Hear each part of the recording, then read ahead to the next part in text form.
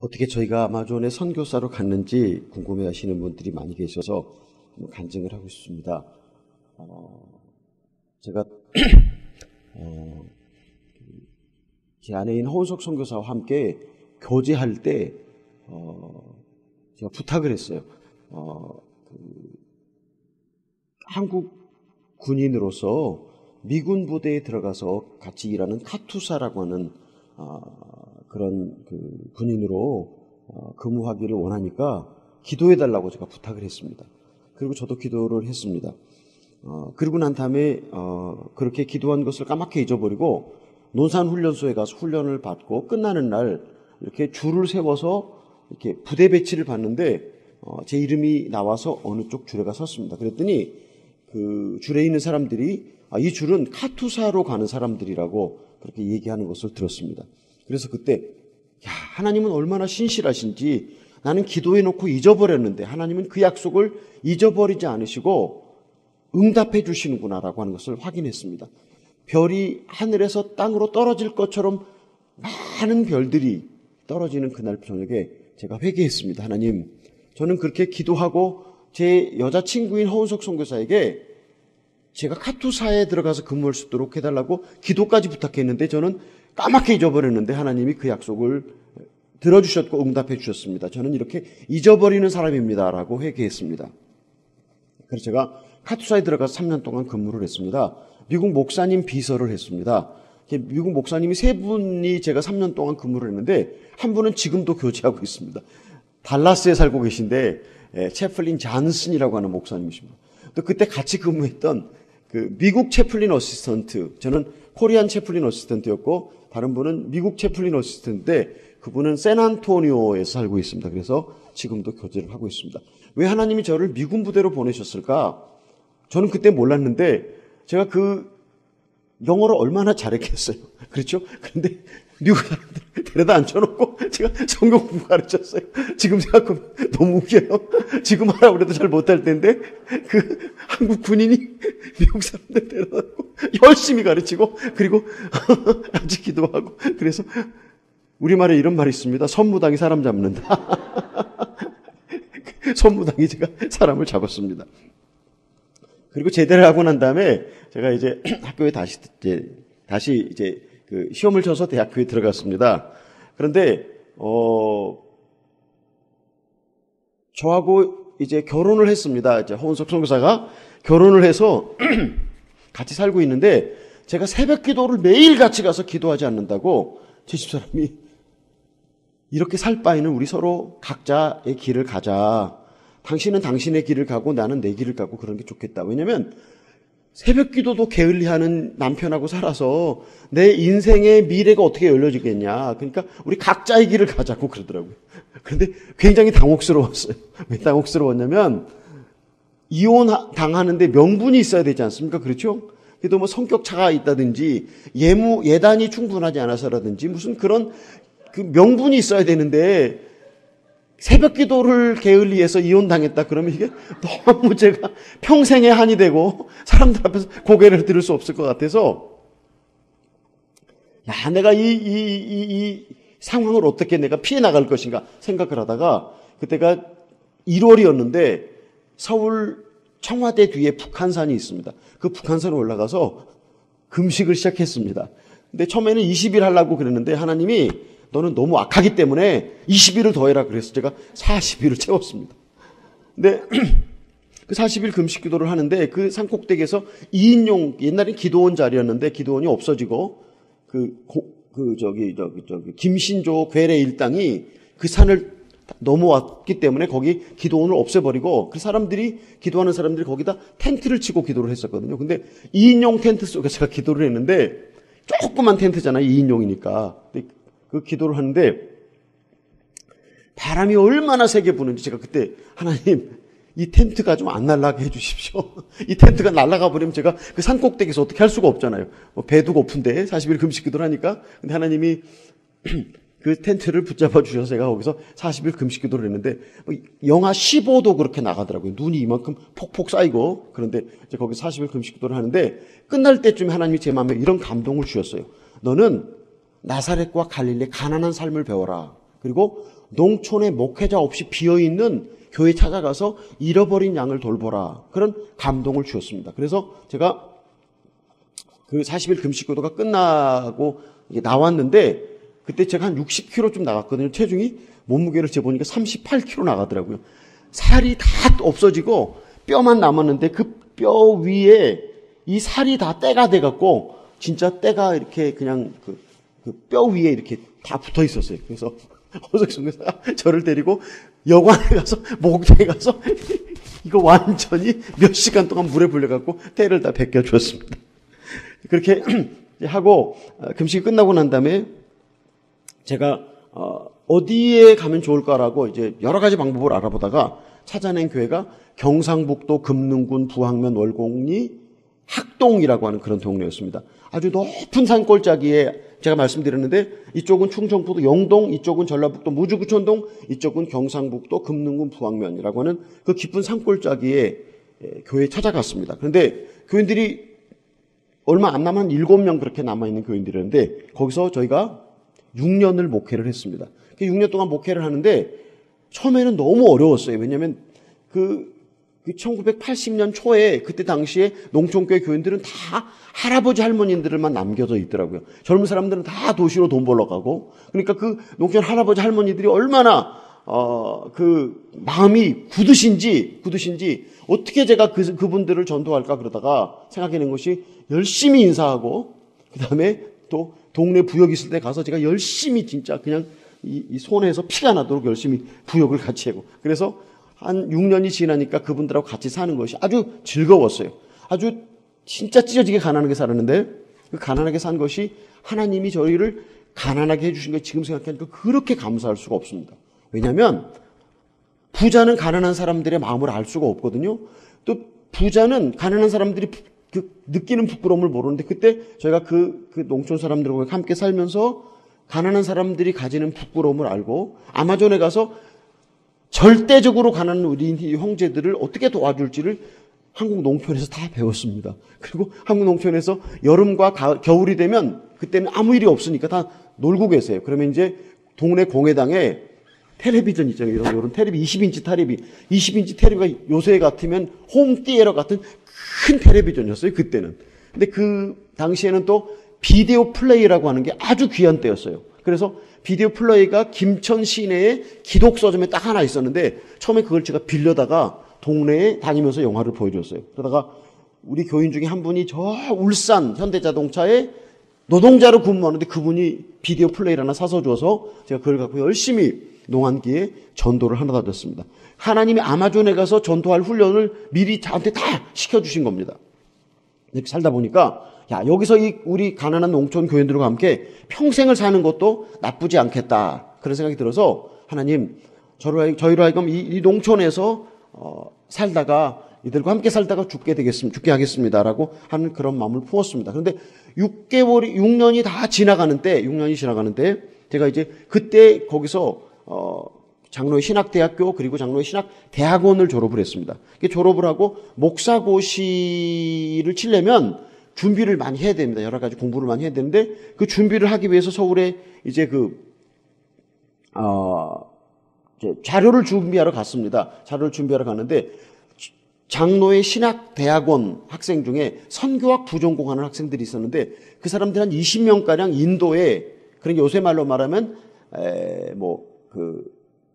선교 훈련을 갔다 왔습니다. 그런데 그 중에 한 명이 이제 저를 만나서 저하고 또 한 사람 더 있었는데 둘을 앉혀놓고 외국 처음 갔다 오면 할 말이 많지요. 그렇지 않습니까?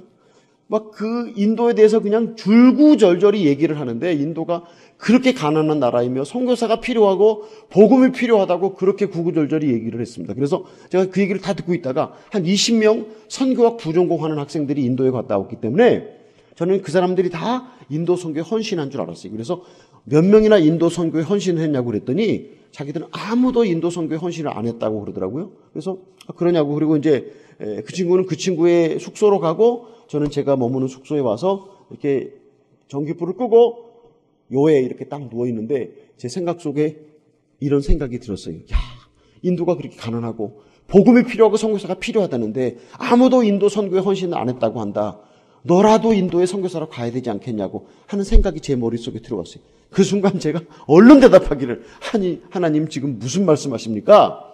저는 아무도 안 가는 농촌에 가서 제가 그때 한 달에 9만 원 받았어요. 한 달에 9만 원. 농촌교회가 저희한테 9만 원을 줬는데 그때 딸이 3살이고 아들이 7개월 됐어요. 근데 그 9만 원 받아갖고 네 식구가 살고 제가 서울로 학교를 다니는데 김천에 서울까지 고속버스를 타고 늘 다녔거든요. 근데 항상 돈이 모자랐어요. 근데 그렇게 저희가 가난하게 살았고, 그리고 저희 그 누님이 아주 오래전에 간호사로 독일에 이렇게 가서 독일인하고 결혼을 했어요. 저희 매형이 이제 알았어요. 키가 1m 85더라고요. 제가 작년에 독일 갔다 왔거든요. 1m 85인데 그분이 보내주시는 낡은 옷을 보내주셔서 제가 이 웃돌이 세탁소에 갖다 주면 이걸 다 줄여서 줘요. 줄여서 주고 바지도 줄여서 주고 제가 그거를 6년 동안 입고 살았습니다.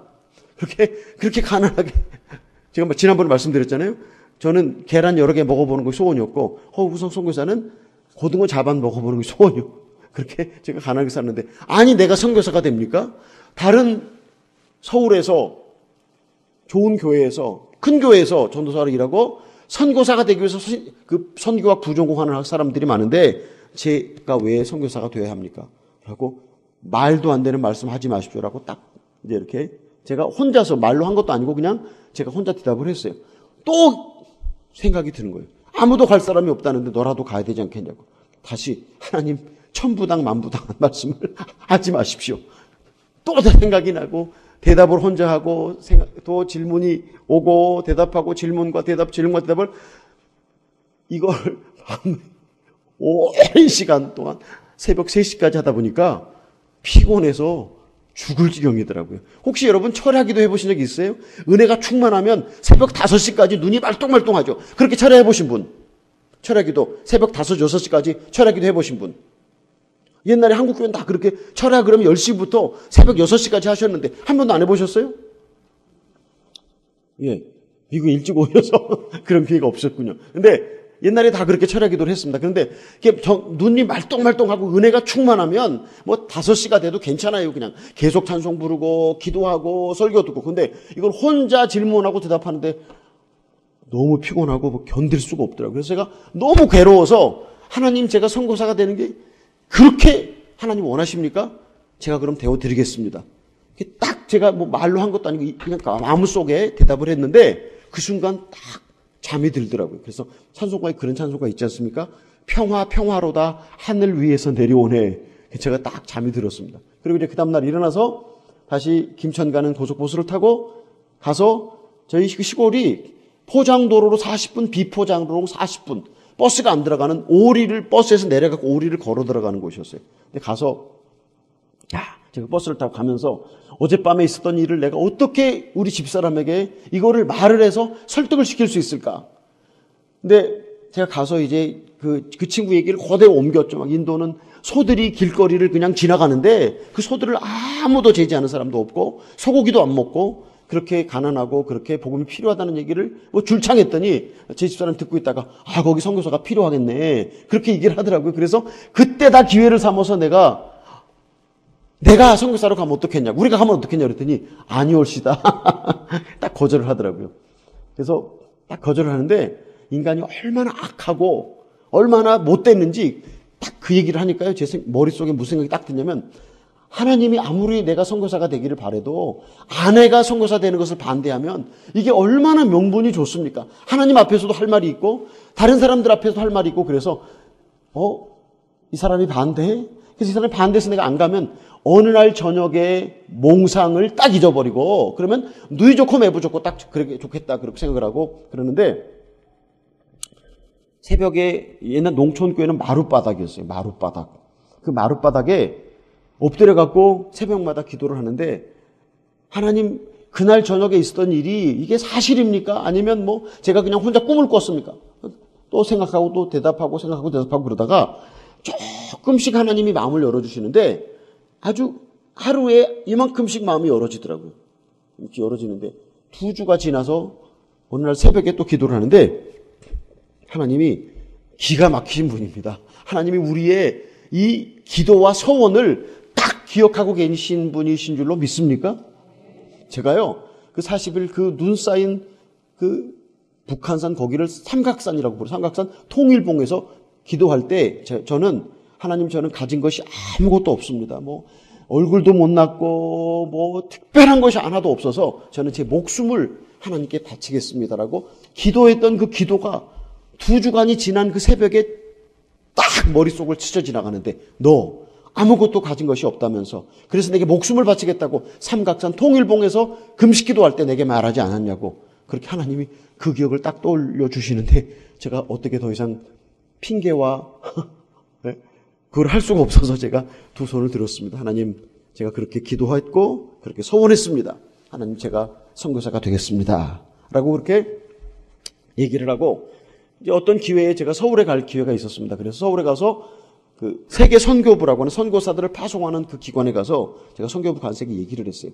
이러이러해서 내가 인도의 선교사로 갈 마음이 있습니다. 그렇게 제가 얘기를 했더니 그 간사가 제 얘기를 다 듣고 있다가 저한테 이렇게 대답을 하는 거예요. 아, 그러셨군요. 인도는 이미 선교사 비자를 받을 수 없는 나라입니다. 그런데 브라질 아마존에서 6개월 전에 선교사를 요청하는데 아무도 갈 사람이 없어서 선교사를 보내지 못하는데 아마존의 선교사로 가주십시오. 기가 막힌 소리잖아요. 근데 여러분 가끔 목사님이 뭐 부탁할 때 하고 싶지 않으면 뭐라고 대답하시죠? 하고 싶지 않을 때 딱 대답하는 대답이 있잖아요. 우리 교인들이 잘 써먹는 거. 기도해보고 알려드리겠습니다. 제가 간사가 딱 얘기를 하는데 기가 막혀서 기도해보고 알려드리겠습니다. 그리고 제가 세계 선교부 문을 딱 닫고 나오는데 두 가지 생각이 동시에 딱 제 머릿속에 떠올라서 하나는 어려운 부탁은 만만한 친구한테 한다는데 하나님 나를 그렇게 만만하게 보시나.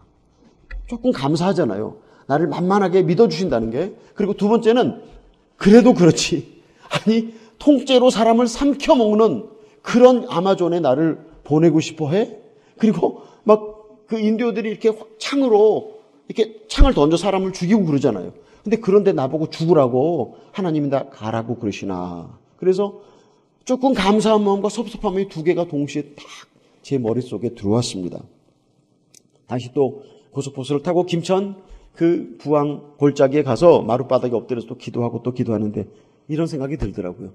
인도에 가서 뭐 무슨 인도의 풍토병에 걸려 죽든지 뱀에게 삼켜먹고 죽든지 뭐 창을 맞아 죽든지 죽는 건 한 마찬가지인데 뭐 어디 간들 어떠하랴. 근데 그때 마침 제 저랑 좀 가깝게 지내던 교수님이 한 분이 계셨는데 그분이 그 농촌교회 오셔서 겨울 부흥회를 인도해 주셨던 그런 교수님이셨습니다. 이광순 교수님이라고 하는 분이 계신데 그분에게 제가 전화를 했어요. 교수님 사실은 이러이러한 일이 있는데 교수님 어떻게 생각하십니까? 그렇게 얘기를 했더니 아이고 그 아마존이라는데 내 친구가 오래전에 거기서 일을 했는데 거기는 이름도 모르고 나이도 모르고 산다고 그러더라. 거기 선교사를 가면 얼마나 좋겠냐. 제가 그 전화를 왜 했냐면 왜 그런 말이 있잖아요. 혹 뛰러 갔다고 혹 붙이고 왔다고. 그래서 좀 이렇게 그 교수님이 아마존에 뭐 가러 가. 그렇게 얘기해 주기를 바랬는데 거기 가면 얼마나 좋겠냐고 교수님이 한술 더 떠서 저한테 얘기를 하시더라고요. 그래서 하나님 그러면 제가 아마존에 가겠습니다. 그렇게 하고 이제 아마존에 가겠다고 그렇게 얘기를 했더니 세계 선교부에서 교회를 소개해 주었는데 그 교회가 서울의 큰 교회입니다. 그런데 그 교회가 제 고향 신혼조회를 딱 했는데 제 고향이 전라남도 진도라고 하는 것을 발견하고 없던 일로 딱 덮어버렸어요. 그래서 뭐 더 이상 연락이 없으니까 이제 다 그 교회가 저를 후원하지 않는 건가 보다라고 생각을 했는데 오늘 아침에 그 이광순 교수님이라는 분이 전화를 하셨어요. 그래서 아내와 함께 서울에 올라오라고. 그래서 저희가 서울에 이제 올라갔더니 그 교수님 사무실에 저희를 파송한 교회 당회장 목사님하고 그다음에 자기 친구가 아마존에서 10년 동안 사역을 했던 그 여자 선교사님을 갖다가 딱 앉혀놓고 선교사로 가라고 이제 저한테 얘기를 하는 겁니다. 근데 거기서 그 큰 대형교회 그 후원교회 목사님이 제 집사람한테 이렇게 물어보는 거예요. 사모님, 왜 사모님은 선교사로 가는 것을 반대하십니까? 그러니까 제 집사람이 대답하기를 선교사로 가는 건 죽으러 가는 건데 어떻게 쉽게 결정을 내리겠습니까? 그랬더니 이 목사님이 그 허은석 선교사의 대답을 듣고 너무 기뻐하고 좋아하시는 거예요. 이새의 아들을 만나니 내 마음이 기쁘다고.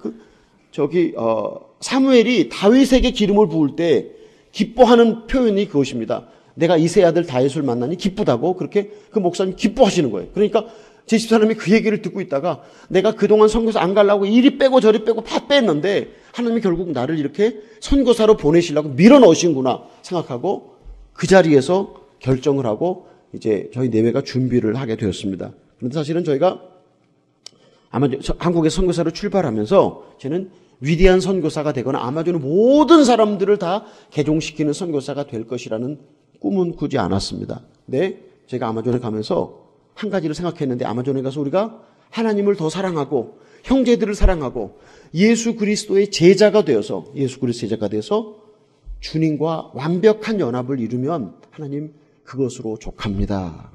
아마존에 가서 제자로 살다가 예수 그리스도와 완전한 연합을 이루기를 원합니다. 라고 아마존에 갔습니다. 그런데 아마존에 가면서 우리는 아마존에서 죽어서 한국에 돌아오지 못할 것이다. 아마존에서 죽을 것이다 라고 생각하고 갔습니다. 에스더가 자기 삼촌 모르드게에게 기도를 부탁하면서 죽으면 죽으리라 그렇게 하면서 기도를 부탁하지 않았습니까? 그런 것처럼 제가 아마존에 가면서 우리가 아마존에서 죽을 것이다 라고 생각하고 아마존에 갔습니다. 그래서 아마존에서 만나는 그런 많은 일들이 저희에게는 이렇게 다가왔습니다. 우리가 여기 죽으러 왔는데 더위나 습도나 물것이나 핍박이나 이 모든 것들이 우리 자아를 죽이는데 도움이 되어서 우리가 자아가 죽어서 예수님과 연합하는 데 도움이 될 것이다 라고 생각하니까 그런 모든 어려움이 육체는 힘들어서 눈물을 줄줄 쏟지만 그러나 마음으로는 기쁘게 받아들였던 것이 하나님의 큰 축복이었습니다. 아멘. 우리가 고통당하면 눈물이 줄줄 나게 돼 있습니다. 맞습니까? 예, 우리가 힘들고 어려우면 눈물이 줄줄 쏟아지는데 그러나 그 눈물 속에서 하나님이 나를 향해서 이루고자 하는 그 뜻이 이루어지기 위해서 기쁘게 받을 때 하나님이 우리를 사용하시고 우리를 축복하시고 우리를 영원한 길로 인도하시는 분이십니다. 눈물이 줄줄 날 때 울면서 기뻐하시기 바랍니다.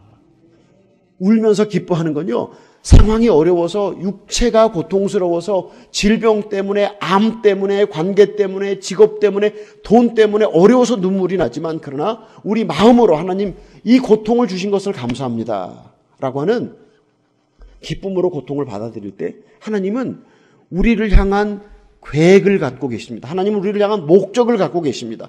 제가 그 미군 부대 갈 때 하나님이 저를 포르투갈어를 쉽게 배우라고 미군 부대에 3년 동안 놓아두었는지 저는 상상을 못했습니다. 근데 제가 브라질에 선교사로 와서 34살에 선교사로 왔거든요. 와서 A, B, C, D, E, F, G 그 포르투갈어의 알파벳을 배웠습니다. 그리고 브라질 말을 공부하기 시작했는데 저는 브라질 말을 공부하면서 아주 즐겁게 공부했습니다. 왜냐하면 제가 영어를 했었기 때문에 중요한 단어는 영어 단어하고 브라질의 어근하고 브라질 앞에 말하고 영어 앞에 말하고 똑같아요. 그러니까 브라질 말을 들으면서 이게 영어의 그 단어하고 비슷하다고 생각하면 제가 이렇게 말을 뱉어낼 수 있었어요. 그래서 브라질 말을 아주 쉽게 배울 수 있었어요. 그래서 하나님이 나를 3년 동안 카투사로 근무하게 하신 것은 포르투갈어를 쉽게 배우라고 하나님이 나를 그렇게 준비시켰구나. 그래서 제가 8개월 동안 사실은 상포울에서 포르투갈어를 배웠는데 아마존에 가서 뭐 잘 못했지만 설교도 하고 강의도 할 수 있도록 하나님이 저를 준비시켜 주셨습니다. 또 농촌에 보낸 것도 나사렛과 갈릴리 가난한 삶을 배우라고 보내신 것도 저로 하여금 아마존에 가서 그 가난한 사람들에게 도움을 줄 때 그들이 부끄러워하지 않고 제 도움을 받을 수 있도록 저는 선교사로 가서 우리 인도 형제들을 데려다가 우리 부엌에서 우리 식탁에 앉아서 우리 접시에다가 밥을 같이 먹는 것에 대해서 아무런 두려움과 의심이 없었어요. 왜냐하면 저희가 농촌에 살면서 모내기 하잖아요. 모내기 할 때 같이 모도 신고 그 논두렁에 앉아서 밥도 먹고 경상도 제가 있었던 데는 마른 토란 잎사귀에다가 돼지고기 넣고 육개장처럼 끓이는데 그게 아주 맛있었어요. 토란대하고 돼지고기하고 그 고춧가루 많이 넣고 끓이는 국이 아주 모내기 할 때 먹는 아주 맛있는 국이었습니다. 나락도 같이 비고 이렇게 제가 시간이 나면 가서 그 사람들하고 같이 잘 놀았잖아요. 그리고 옛날 농촌에는요 부잣집은 이렇게 도배지로 도배를 했고 가난한 집은 신문지로 도배를 했어요. 신문지로. 근데 더 가난한 집은 신문지도 없고 그냥 완전히 흙이었어요. 흙. 근데 우리 인도 형제들이 집이 흙집이잖아요. 다. 그러니까 제가 우리 인도 형제들을 우리 집 안으로 모셔드리고 와서 우리 식탁에서 같이 앉아서 똑같은 접시에다가 똑같은 칼, 포크에다가 음식을 같이 먹는 것이 아주 마땅한 일이었어요. 근데 그리고 난 다음에 그렇게 우리가 밥을 먹었는데 사람들이 우리한테 얘기를 하더라고요. 저 김철기 선교사는 우리들을 자기 집에 데려다가 밥을 같이 주는 사람이라고. 그래서 처음으로 사람 대접을 받았다고 그런 얘기를 하는 걸 들었어요. 근데 전에 있었던 다른 미국 선교사님들은 인도 형제들이 결핵이 많이 있어요. 결핵. 근데 결핵이 이렇게 옮기는 병이잖아요. 그러니까 미국 선교사님들, 그런 선교사님들은 집에 처마를 길게 만들어 놓고 거기에다가 형제들이 오면 거기다가 밥을 주는데 다른 그릇에다가 밥을 줬다고 그래요. 근데 저는 몰랐으니까 우리 집에 들어와서 같이 밥을 잘 먹었지 않았겠습니까? 그리고 이제 우리 형제들을 데려다 같이 밥을 먹잖아요. 그럼 뭐 거기 고기도 있고 야채도 있고 밥도 있고 국수도 있고 콩도 있고 이게 5가지가 기본 브라질의 기본 메뉴입니다.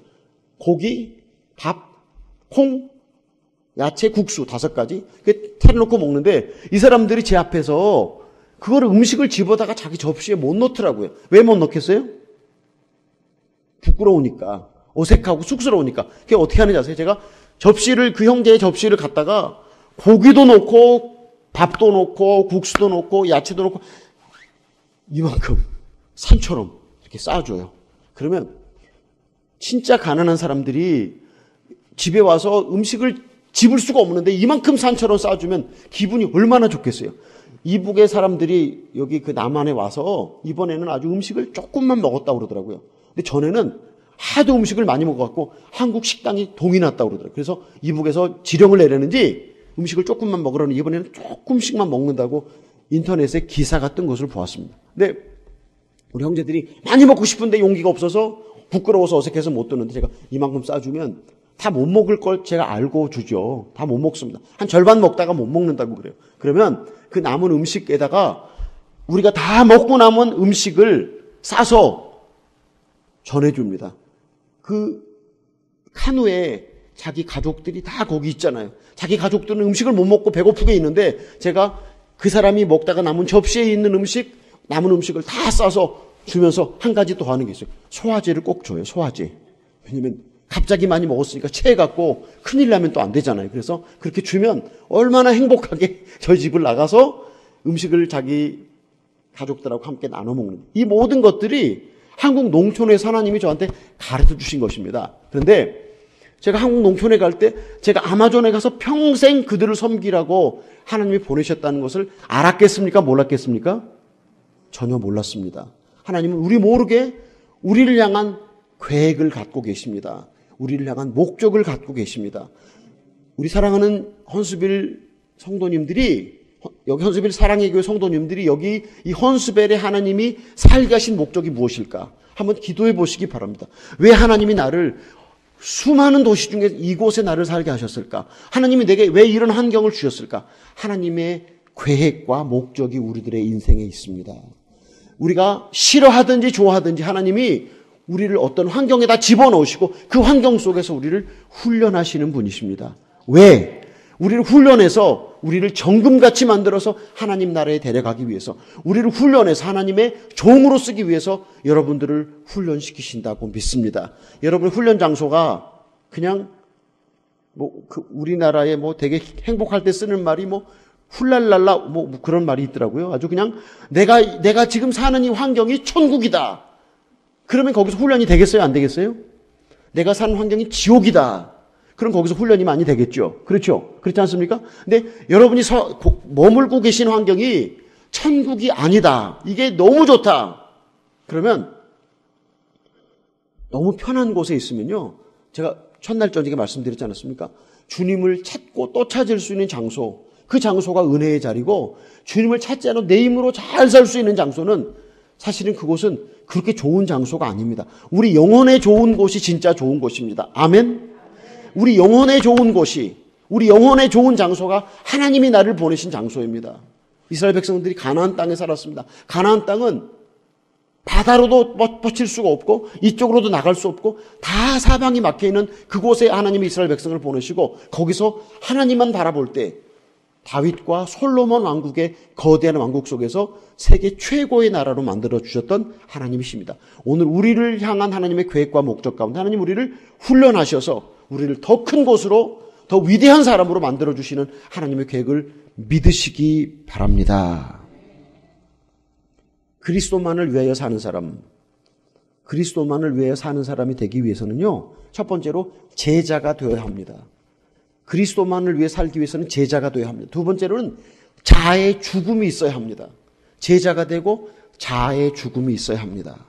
예수님께서 제자가 되는 조건을 이렇게 말씀하셨습니다. 물은 내게 오는 자가 자기 부모와 처자와 형제와 자매와 더욱이 자기 목숨까지 미워하지 않으면 능히 내 제자가 되지 못하고 누구든지 자기 십자가를 지고 나를 따르지 않는 자도 능히 내 제자가 되지 못하리라. 너희 중에 누구든지 자기의 모든 소유를 버리지 않으면 능히 내 제자가 되지 못하리라. 누가복음 14장 26절로 33절에 있는 말씀입니다. 제자가 되는 조건이 어떤 조건이냐? 형제와 자매와 남편과 아내와 자식과 모든 것을 주님보다 더 사랑하면 안 된다. 주님을 사랑할 때 자기 목숨까지 묘하면서 하나님을 사랑해야 된다. 그리고 자기 십자가를 지고 나를 따르지 않으면 내 제자가 되지 못하고 자기 모든 소유를 버리면서까지 예수님을 따르지 않으면 예수님의 제자가 되지 못한다고 그렇게 말씀을 하셨습니다. 셰익스피어가 쓴 희극 중에 하나인 이야기입니다. 베니스의 상인이라고 하는 작품을 셰익스피어가 썼는데 그 베니스의 상인의 주인공이 포셔라고 하는 여자입니다. 이 포셔라는 여자는 절대 미모를 가진 여자였습니다. 그런가 하면 억만장자였습니다. 그러니까 정말 명문대가의 아들들이 이 포셔라는 여자에게 청혼을 합니다. 덴마크의 왕까지도 이 여자하고 결혼하겠다고 청혼을 했습니다. 그런데 이 여자가 보니까 모든 그 젊은 청년들이 자기의 청혼하는 이유가 자기의 미모를 보고 자기의 재산을 보고 청혼하는 것을 알았습니다. 그래서 이 포셔가 지혜를 짰는데 금상자를 하나 만들고 은상자를 하나 만들고 동상자를 만들었습니다. 그래놓고 금상자는 이렇게 썼어요. 나와 결혼하면 세상의 모든 것을 가질 수 있다. 당신이 나와 결혼하면 당신에게 필요한 것을 가질 수 있다. 당신이 나와 결혼하면 불행하게 되고 가진 모든 것을 빼앗기게 될 것이다. 그렇게 하고 모든 남자들에게 공개 청혼을 했습니다. 다 자기와 결혼하고 싶으면 그 상자, 금상자, 은상자, 동상자 중에 하나를 고르라고 그랬습니다. 우리 사랑하는 성도님들 같으면 어떤 상자를 고르시겠습니까? 목사님은 어떤 상자 고르시겠습니까?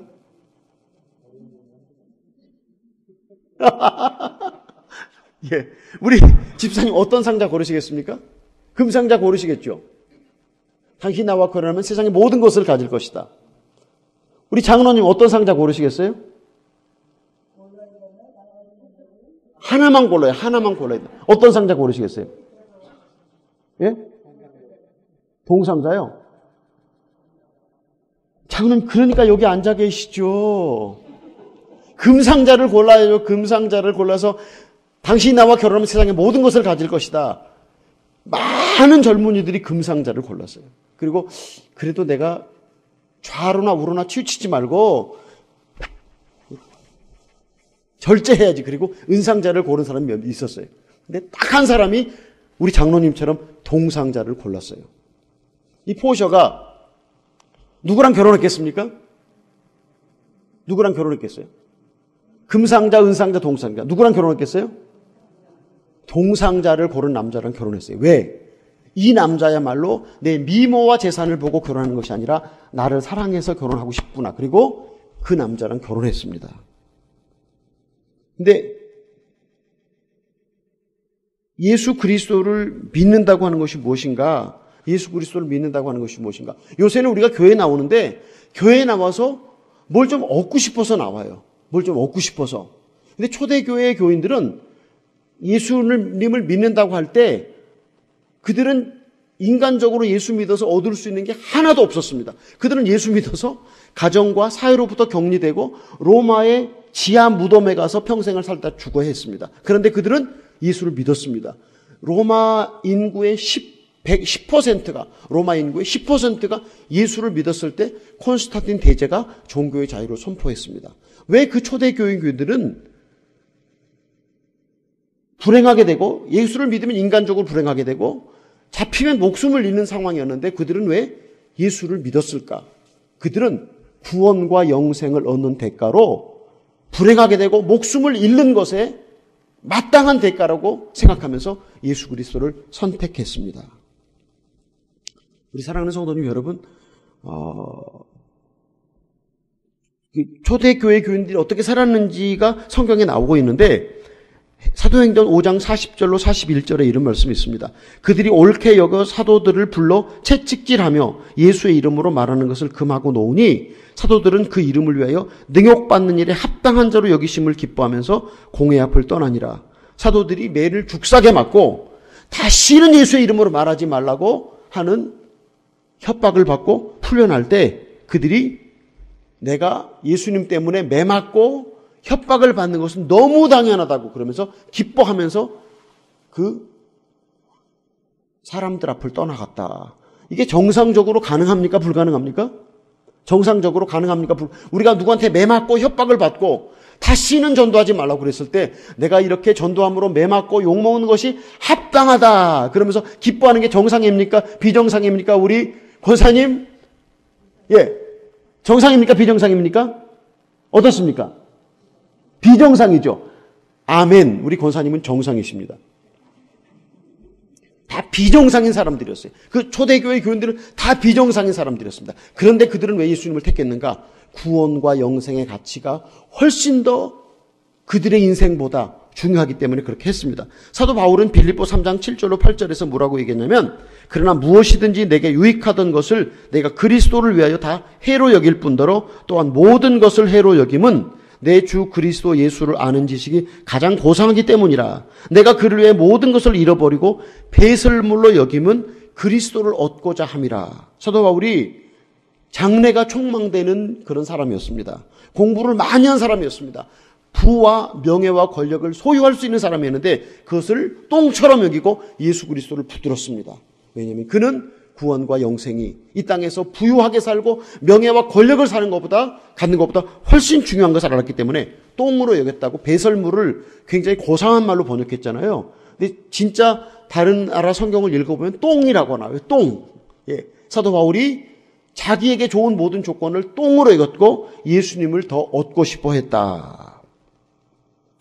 복음 때문에 예수님의 모든 지자들은 사도 요한을 제외하고 모든 사람들이 보냄을 받은 땅에서 목이 잘려 죽거나 불에 태워 죽거나 십자가에 달려 죽어갔습니다. 그들이 만일에 복음을 거절했다면, 예수 믿는 것을 거절했다면 그렇게 죽지 않고 예루살렘에 돌아와서 갈릴리에 돌아와서 처자식과 친척들과 함께 일생을 잘 살았을 텐데 왜 그들은 그렇게 했을까? 왜 그들은 그렇게 했을까? 한번 생각해 보시기를 바랍니다. 아까 말씀드렸던 것처럼 제 집사람 허운석 선교사는 모태신앙이 아니고 어렸을 때 예수를 믿은 신앙이 아니라 20대에 예수를 만난 그런 여자였습니다. 그래서 정말 기도를 열심히 하는 그런 여자여서 저보고 새벽기도 안 한다고 이혼하자고 그랬던 그런 사람이었는데 선교지에 갈 때 그렇게 시작하고 선교지를 갔는데 저보다 아마존에서 훨씬 더 열심히 헌신하는 그런 여인이었습니다. 저희 새벽기도가 6시에 시작했는데 허운석 선교사는 4시에 가서 기도를 시작했습니다. 4시에 가서 열심히 기도하고 그리고 학생들이 5시 반에 오면 6시에 새벽기도가 시작되는 그랬는데 열심히 새벽마다 가서 기도했습니다. 그리고 강의하고 허운석 선교사는 한 번도 한국에서 기타나 키보드를 배운 적이 없는 그냥 그런 사람이었는데 아마존에 가서 46살에 우리 학생들이 신학교에서 공부하는데 이들이 공부하고 나가서 인디오 마을에 가서 교회를 개척하는데 어떻게 하면 교회를 개척할 수 있을까 생각해 보다가 기타를 칠 줄 알면 기타를 치면서 사람들을 부르면 사람들을 모아서 복음을 전하는데 쉽겠다 그래서 46살에 기타를 배우기 시작했습니다. 키보드를 배우기 시작했습니다. 그래서 그렇게 그거를 배우고 난 다음에 한 번도 이 도레미파 솔라시도 콩나물 대가리를 본 적이 없는 우리 학생들을 데려다가 4부로 소프라노, 엘토, 테너, 베이스 4부로 성가 연습을 시켰습니다. 그렇게 하고 1년에 한 번씩 칸타타를 공연했습니다. 칸타타는 한 12개나 11개로 시리즈로 된 음악입니다. 그 중간에 뭐 이렇게 설명하는 얘기도 나오고 그리고 음악이 다시 들어가고 그렇게 나오는데 한 12개 음악을 1년에 한 번씩 공연을 했습니다. 어떻게 공연했냐? 그렇게 다 가르치고 난 다음에 본인이 지휘를 하더라고요. 제 집사람이 떠나고 난 다음에 지휘자가 없지 않겠습니까, 지금? 그래서 내가 한번 지휘를 해볼까 그렇게 했는데 어떤 건 4분의 4박자, 4분의 3박자 그러면 지휘 방법이 달라지잖아요. 그렇죠? 그러니까 저는 도저히 못하겠더라고요. 근데 제 집사람이 그 콩나물 대가리 한 번도 본 적이 없는 학생들을 데려다가 12개 곡의 가사를 다 외우게 하고 12개의 테너, 베이스, 소프라노, 엘토를 다 기억시켜갖고 성가대 공연을 했던 그런 사람입니다. 주님을 위해서 무엇인가를 새롭게 배울 수 있는 여러분이 되시길 예수님의 이름으로 축복합니다. 또 우리 성도님들을 아마존의 단기 선교 오시라고 단기 선교 오시라고 제가 초대합니다. 우리 집사님은 벌써 이렇게 바버샵에 머리를 자르는 아주 전문인이라고 그러시더라고요. 예. 저희는 바리깡 갖고 다니면서 남자 머리만 잘라주는데 여자들도 와서 줄을 서요. 머리를 좀 잘라주라고. 근데 이 남자 머리만 바리깡으로 밀어본 사람은요, 여자 머리를 가위로 자를 수가 없거든요. 근데 우리 성도님들이 그러고 배우셔서 선교지에 가셔서 봉사할 수 있으면 얼마나 좋겠습니까? 여기 아직 46세가 안 되셨으면 지금이라도 기타와 키보드를 좀 배우시면 어떻겠습니까? 그래서 우리 성가대에 여기 그 네 분이 찬양을 하셨는데 뭐 기타를 치실 수 있다면 우리 집사님 더욱 좋으시게 했어요. 그렇죠? 지금 46세가 46세가 아직 안 되셨죠? 46세 넘으셨어요? 안 되셨죠? 그럼 지금이라도 기타를 배우시면 어떠시겠어요? 예. 지금이라도 기타를 배우셔서 요새는 인터넷을 보고도 기타를 배울 수 있는 그런 뭐 조건이 아주 많이 있어요. 근데 우리 집사람이 기타를 배울 때 그때는 인터넷이 없었어요. 그리고 아마존에 인터넷이 생긴 거는 한 2005년 되니까 인터넷이 처음 들어오기 시작하더라고요. 근데 그래서 우리 사랑하는 여러분, 주님의 나라를 확장하는데 하나님 제가 어떻게 하면 제가 어떤 기술을 갖고 하나님의 나라를 전하는데 선교하는데 쓰임을 받을 수 있겠습니까? 사실 저는요, 요리를 좀 배우고 싶었어요. 요리. 음식을 맛있게 만들어서 우리 집사람에게 맛있는 음식을 주면 얼마나 좋을까.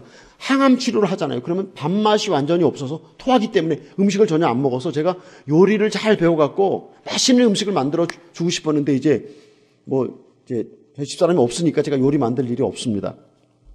네, 하나님의 나라가 확장되는 것을 위해서 여러분 요리를 배우셔서 아니면 서양 그 케이크를 만드는 걸 잘 배우셔갖고 전도하는데 이게 꼭 이렇게 무언가를 주고 전도하는 게 필요하지 않습니까? 전도하기 위해서 우리 집사님인가 권사님이 그러시더라고요. 누가 사과를 한 상자 사갖고 그 사과를 꼭 전해주고 싶다고. 그래서 아니 초면에 무슨 사과를 줍니까? 그랬더니 아니 사과를 꼭 주고 싶다고. 그래서 사과를 억지로 받아갖고 받고 싶지 않은데 억지로 받아서 우리가 받으면 이게 좀 그렇잖아요. 그러니까 하여간 다른 사람에게 무엇을 주는 것이 필요한데 우리가 이 헌스벨에서도 예수님의 이름을 소개하고 전도하는 일에 쓰임 받으시길 예수님의 이름으로 축복합니다. 또 선교지에 가서도 우리가 여러분이 음식을 우리 여행을 할 때 음식 잘 만드는 사람이 꼭 필요해요. 그러니까 저희가 한 25명이 배를 타고 여행을 하거든요. 근데 거기 한국 음식을 잘 만드시는 분이나 미국 음식 케이크하고 빵도 굽고 이런 모든 음식을 다 잘하시는 분이 필요한데 그렇지 않으면 저희가 음식 만드는 사람을 계약해서 돈을 주고 데려가거든요. 근데 그 단기 선교팀에 음식 잘하시는 분이 계시면 그냥 그분이 아침, 점심, 저녁 메뉴를 딱 짜갖고 음식을 해주면 저희가 얼마나 좋겠습니까? 그래서 하여간 하나님의 나라를 확장하는데 하나님 제가 무슨 기술을 배웠으면 좋겠습니까? 가장 늦었다고 할 때가 가장 빠른 때라고 말하지 않습니까? 우리 장로님도 우리 권사님도 하나님의 나라를 확장하는 데 무엇인가를 배울 수 있다면 얼마나 좋을까라고 생각을 합니다. 네, 2006년에 제 집사람에게 암이 왔습니다. 그래서 암 수술을 받았는데 의사가 말하기를 50%는 5년 내에 죽고 50%는 5년 후에도 살아남을 수 있다고 그렇게 얘기를 했어요. 그러면서 아마존에 절대 가지 말고 여기 한국에 살으라고 그랬습니다. 그런데 주님을 목숨보다 더 사랑했던 홍은석 선교사는 아마존으로 돌아갔습니다. 그래서 저랑 같이 열심히 일을 했습니다. 7년, 8년, 9년, 3년 동안 깨끗하게 잘 지냈습니다. 2010년이 되니까 암이 다시 돌아왔습니다.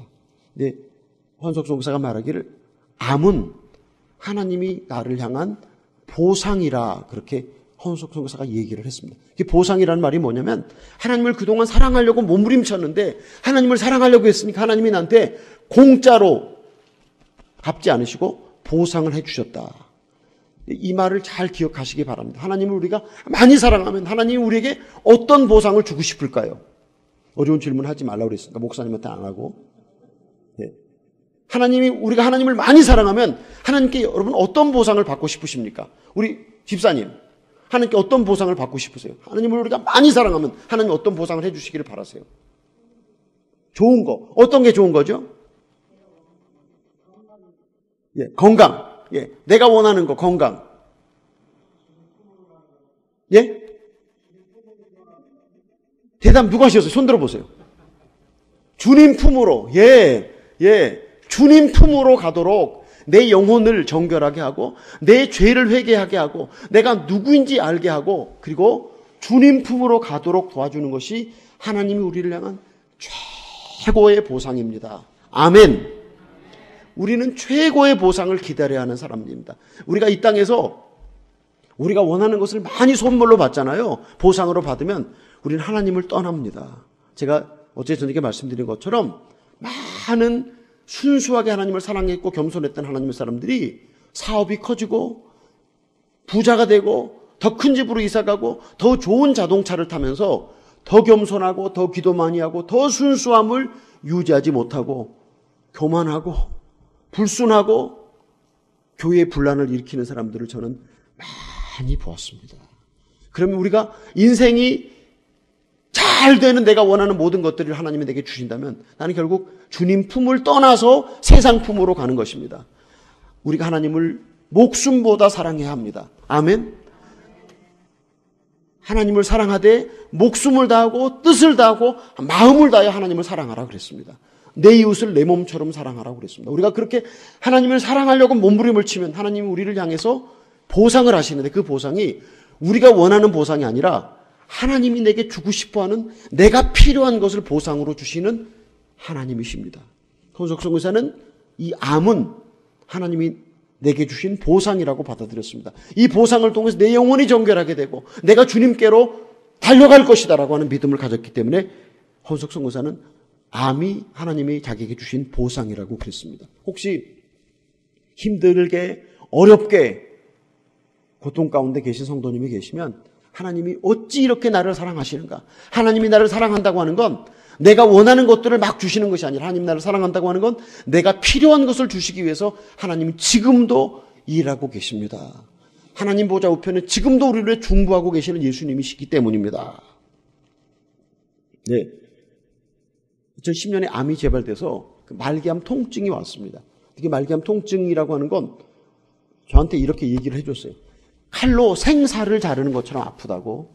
그래서 밤에는 침대를 대굴대굴 구르면서 그 통증을 견뎠습니다. 그래서 근데 또 그 이제 말기암 통증을 겪어 나가는 사람들한테는 주로 병원에서 이렇게 그 패치라는 거, 그 큰 신심파스 같은 거 있잖아요. 이렇게 허리 아플 때 붙이는 신심파스 같은 거 붙여주면 그게 이제 진통 효과를 오래 주고 이제 더 좋은 거 이렇게 그 모르핀이 들어있는 그런 진통제를 붙여주는데 홍은석 선교사는 그런 진통제를 하기만 하면 계속 토하니까 그걸 하지 못하고 약으로 모르핀이 든 진통제를 약으로 먹었습니다.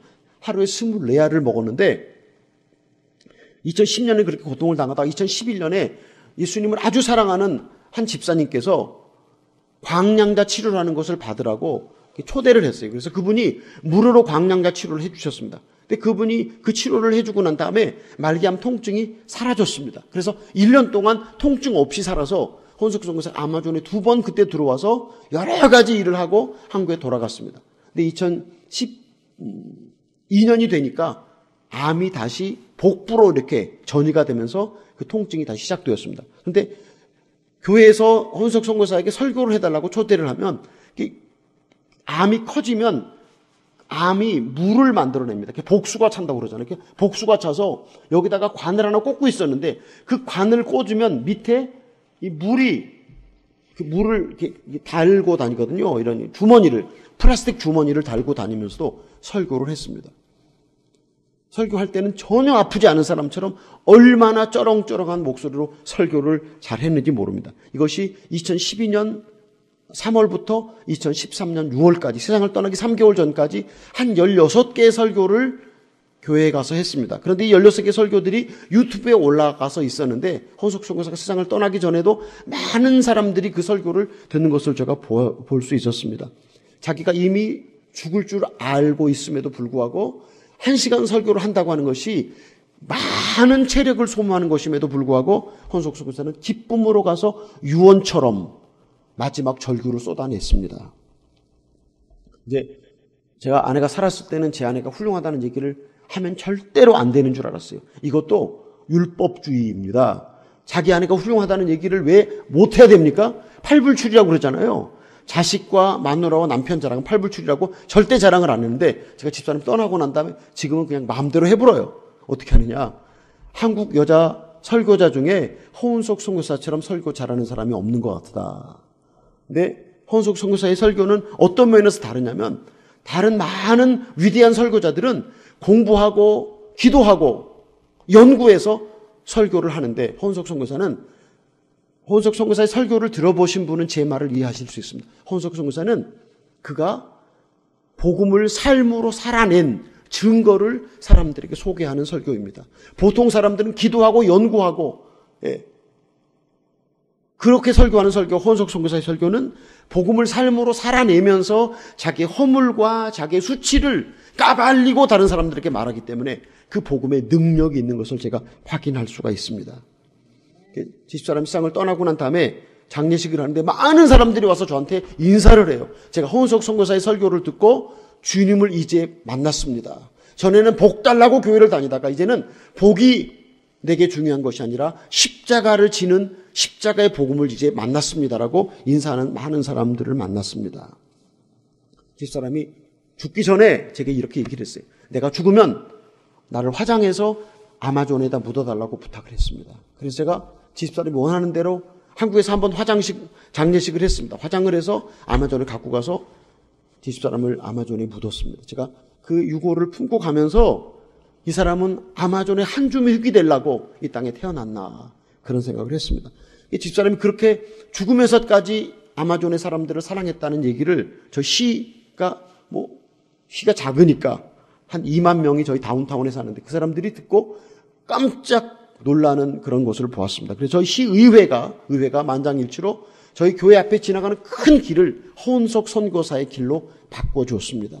또 제가 병원선을 갖고 인디오 마을에 들어가 사역을 하려면 6개의 기관에다가 서류를 내서 허락을 받고 인디오 마을에 들어갈 수 있는데 그 모든 사람들이 허운석 선교사가 그렇게 세상 떠나고 난 다음에 그들의 마음이 열려져서 어떻게 저희를 도와줄까, 협력해 줄까라고 저희들을 향해서 말하는 것을 들으면서 한 사람의 죽음으로 복음의 문을 열어주셨구나라고 생각을 하면서 하나님께 감사를 드립니다. 사랑하는 우리 성도님 여러분, 이 땅에서 우리가 한 번밖에 살지 못하는 인생입니다. 한 번밖에 살지 못하는 인생인데 제자로 산다고 하는 것, 이것은 무엇입니까?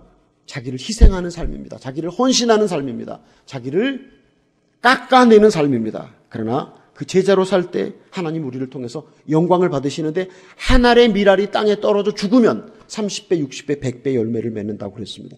허운석 선교사는 아마존에 떨어진 한 알의 밀알이 되었습니다. 그리고 아마존 하늘에 가장 빛나고 아름다운 별이 되었다고 제가 그렇게 믿습니다. 오늘 21세기 예수님이 나를 따르라 그렇게 부르시면 어떤 조건을 두고 예수님 우리를 부르실까? 예수님 우리를 부를 때 나를 따르라고 부르시면 우리에게 부와 명예와 권력을 주겠다고 나를 부르실까? 아니면 나를 따르라고 부를 때 너도 나처럼 고난과 버림받을 것이다 라고 하는 것으로 우리를 부르실까? 보네퍼라고 하는 제게 아주 중요한 멘토인 그분은 예수님 우리를 부르시는 것은 고난과 버림받음으로 우리를 부르시는 것이다 라고 그렇게 말합니다. 제가 10년 전에 장로의 신학대학교 채플에 가서 설교를 한 적이 있었습니다. 거기 장로신학대 학생들, 신대원 학생들, 석사, 박사 과정의 학생들이 많이 있었습니다. 얼마나 많은 학생들이 있었는지 그 전체가 1,700명이라고 그러더라고요. 학생들이 같이 예배를 드리는데 제가 설교가 끝날 때 이렇게 도전했어요. 여러분, 예수님을 위해서 기꺼이 죽어드리고 싶은 사람은 일어나십시오. 제가 그렇게 도전했는데 또 어려운 질문 하지 말라고 그러니까 목사님한테 못 하잖아요. 네. 우리 한 1,700명의 학생들이 어떻게 제 도전에 반응을 했을 것이라고 우리 집사님, 권사님, 장로님 어떻게 한번 상상을 해보세요. 어떻게 반응했겠습니까? 다 벌떡 일어났을까요? 안 일어났을까요? 다 벌떡 일어났을까요? 안 일어났을까요? 제가 예수님을 기꺼이 죽고 싶은 사람 일어나라고 그랬더니 박장대소를 하고 웃는 거예요. 소리를 내면서 깔깔깔깔거리고 웃는 거예요. 총장님만 벌떡 일어나시더라고요.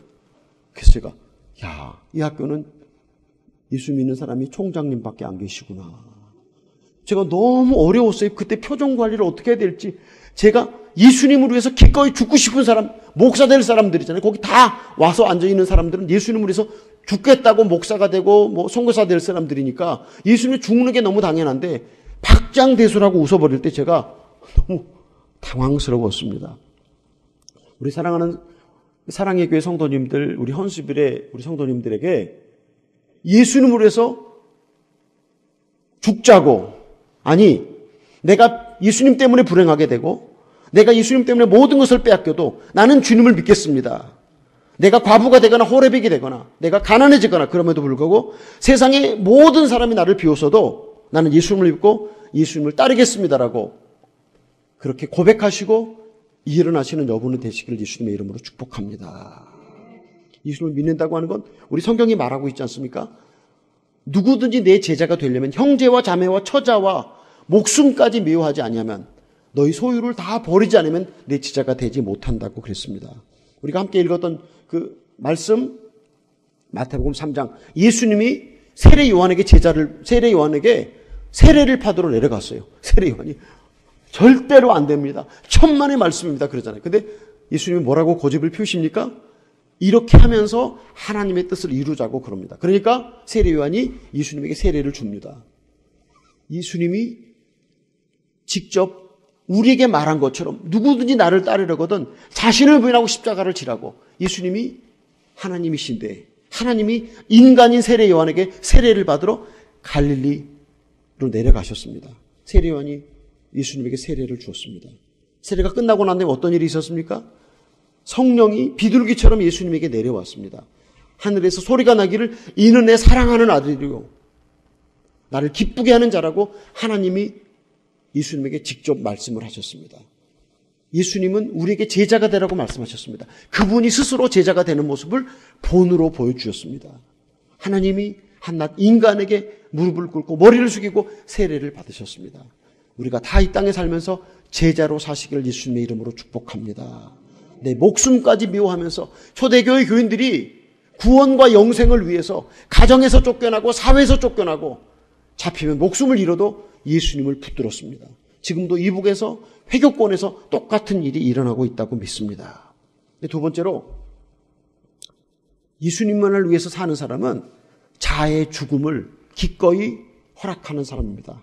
자아의 죽음. 제가 불교의 진리에 이런 진리가 있습니다. 사성제 8정도라고 하는 게 있는데 무슨 얘기냐면 불교는 우리를 괴롭히는 8가지의 그 문제가 있다. 태어나고 늙고 병들고 죽는 것, 생로병사, 그리고 사랑하는 사람과 맺지 못하고 미워하는 사람과 맺어지고 원하는 것을 얻지 못하고 육체의 고통, 그래서 8개의 문제가 있는데 이 8개의 문제를 극복해야만 도를 통할 수 있다고 말합니다. 그 도를 통하는 방법을 8가지로 말합니다.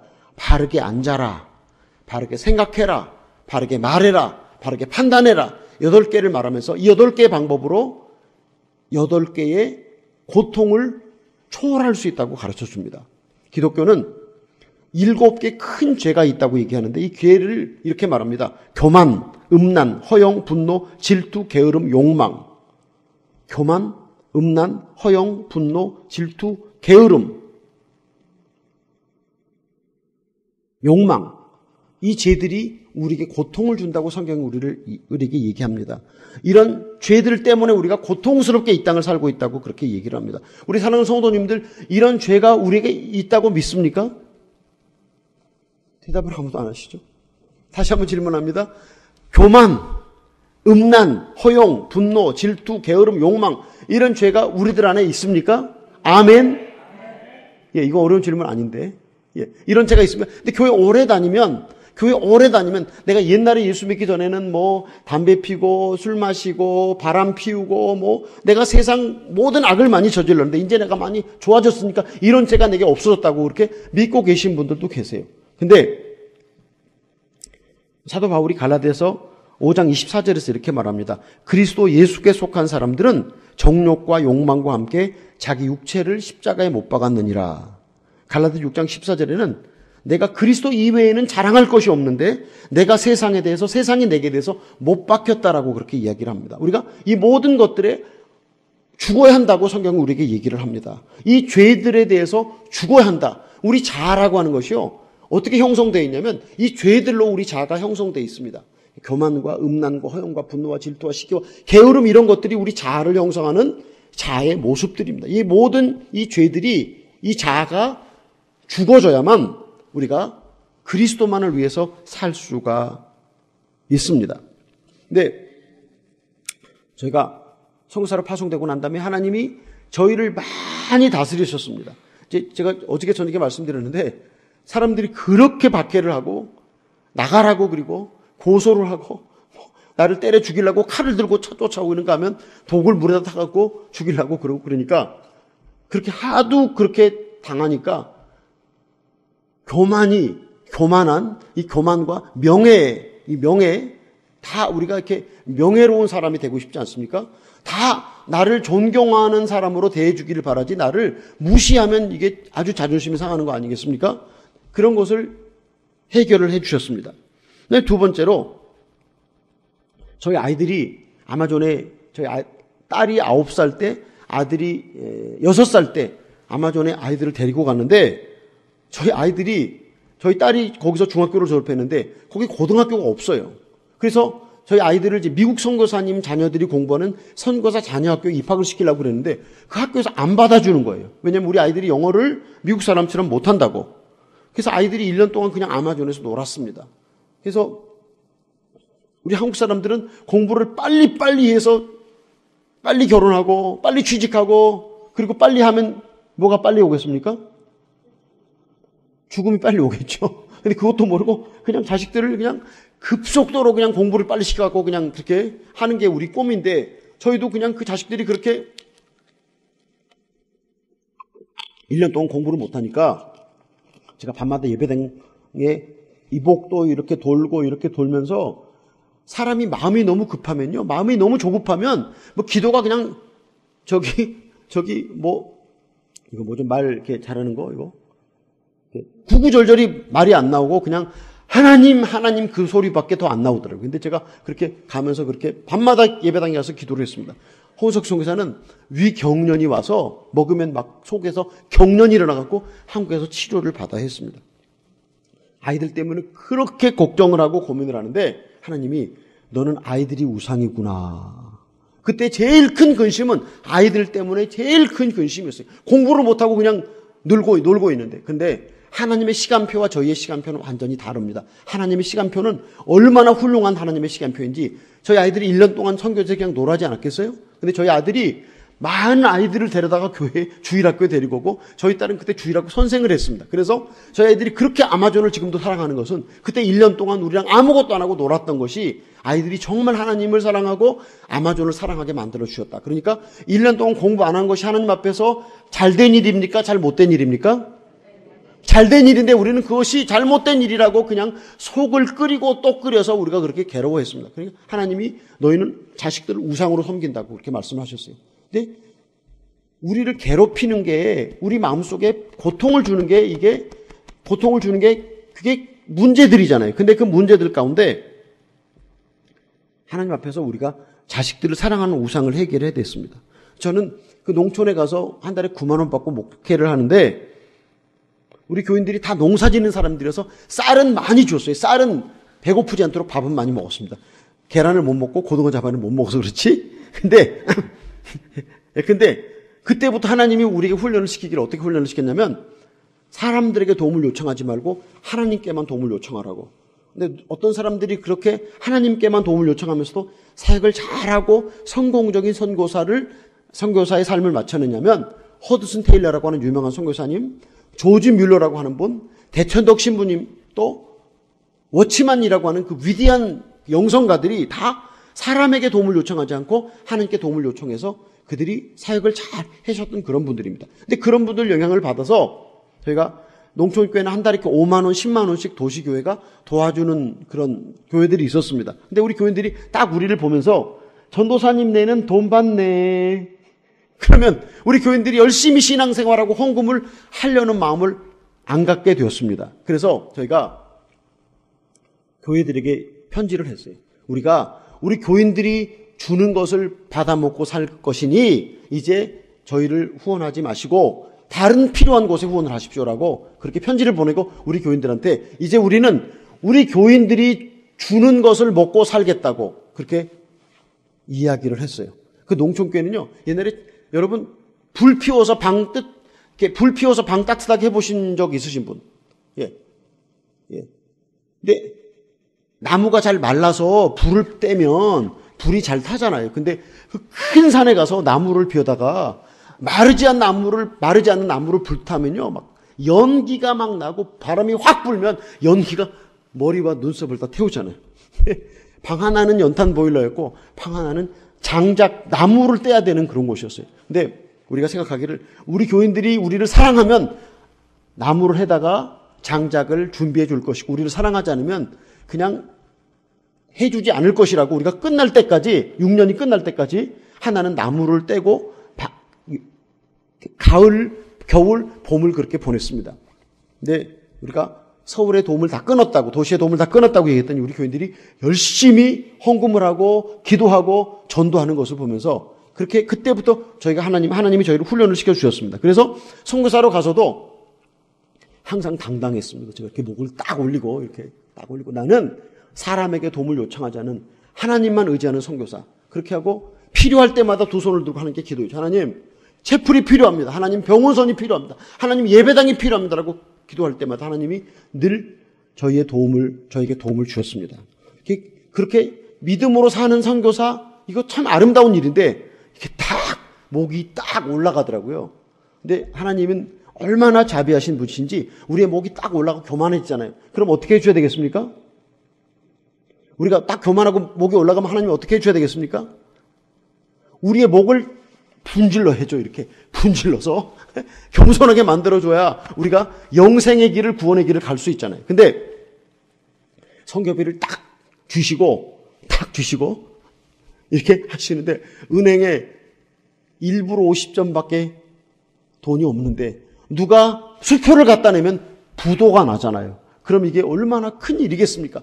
거기 그 선교사가 외국인 선교사가 저 하나밖에 없는데 밤에 잠이 안 오더라고요. 그리고 그렇게 걱정을 하고 근심을 했더니 당뇨하고 혈압을 제가 선물로 받았습니다. 마귀한테. 마귀가 당뇨하고 혈압을 선물로 주더라고요. 제가 그걸 보면서 내가 돈을 사랑하지 않은 선교사라 그렇게 지금까지 교만하고 의시되고 살았는데 나는 진짜 돈을 사랑하는 선교사구나라고 하는 사실을 알았습니다. 우리는요, 아무 일도 없으면 우리가 굉장히 훌륭하고 괜찮은 교인이라고 자가당착을 합니다. 하나님이 문제를 일으키시면 그때 우리 속이 드러납니다.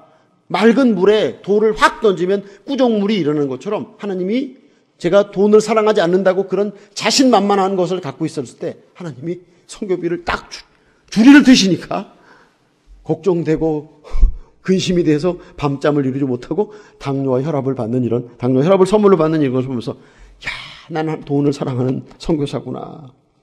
또 제가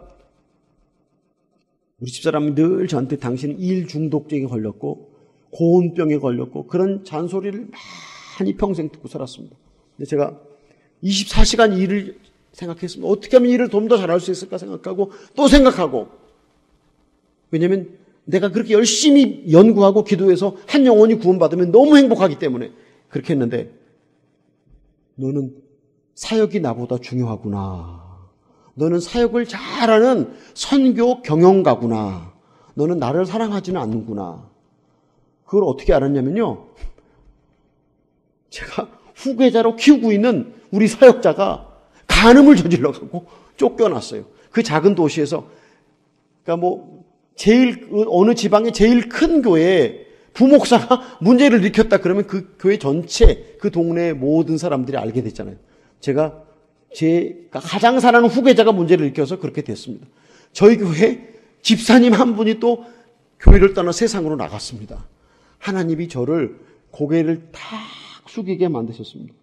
하나님이 너가 나보다 사역을 더 사랑하니까 너는 사역을 우상으로 섬기고 있구나 라고 가르쳐 주셨습니다. 제가 혼석 선교사가 암이 재발되니까 이제 다시 돌아올 수 없는 강을 건너갔구나 생각해서 열심히 기도했습니다. 저희 채플의 의자가 판자로 된 채플인데 거기 밤새 기도하다가 자다가 기도하다가 매일 저녁 철회를 했습니다. 하나님 살려주십시오. 나를 데려가시고 제 아내를 살려달라고 기도를 하고 또 하고 의식이 있을 때면 하나님 살려달라고 기도를 했습니다. 하나님 제 마음속에 무슨 생각을 주시냐면 너는 나보다 아내를 더 사랑하는구나 그러시더라고요. 그래서 제가 마음속에 하나님 아내를 데려가셔도 좋습니다. 제가 주님을 사랑하겠습니다라고 고백을 눈물로 했어요. 그러면서 한편으로 이런 생각이 똑같이 드는 거예요. 내가 이렇게 기도하면 내가 이렇게 회개했으니까 아내 사랑하는 것을 회개했으니까 우리 집사람을 살려주시겠지. 이게 인간의 마음입니다. 얼마나 간사하지. 하나님을 속여먹으려고 내가 이렇게 마음 변했으니까 내가 회개했으니까 하나님 내가 원하는 것을 들어주세요라고 하나님을 이용해 먹으려고 그랬는데 하나님이 아내를 딱 데려가시지 않았습니까? 우리 집사람이 상을 딱 떠났는데 제가 혼란이 왔어요. 얼마나 큰 혼란이 왔는지 몰라요. 하나님 그때 저한테 너는 아내를 사랑한 것이 아니었다. 제가 아내를 아주 좋아한다고 생각했습니다. 아내를 사랑한다고 생각했습니다. 그래서 우리 집사람 어디 같이 가잖아요. 그럼 제가 핸드백 항상 들고 다녔어요. 목사님 사모님 핸드백 들고 다니세요?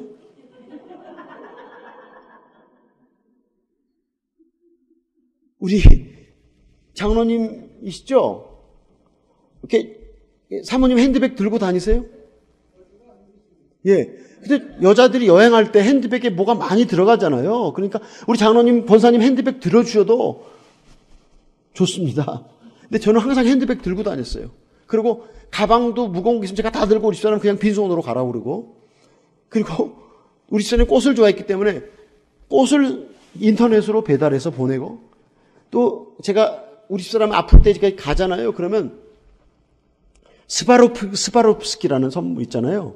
스바롭스키라고는 유리로 만든 그런 귀걸이, 목걸이 그런 게 한번 예?